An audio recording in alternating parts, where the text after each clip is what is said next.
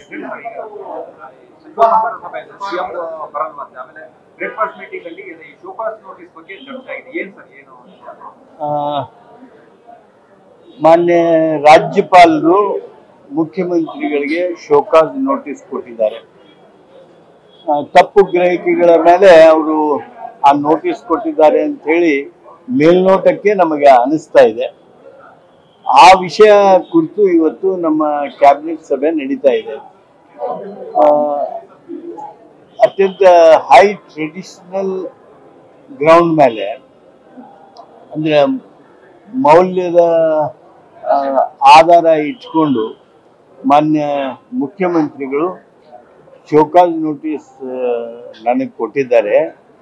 ಯಾವ ಕಾರಣಕ್ಕೂ ನಾನು ಇವತ್ತು ಕ್ಯಾಬಿನೆಟ್ ಮೀಟಿಂಗ್ ಅಟೆಂಡ್ ಆಗೋದಿಲ್ಲ, ನೀವೇನು ನಿರ್ಣಯ ತಗೊಳ್ರಿ ಅಂತ ಹೇಳಿ ಅವರು ಇವತ್ತು ಹಾಜರಾಗೋದಿಲ್ಲ.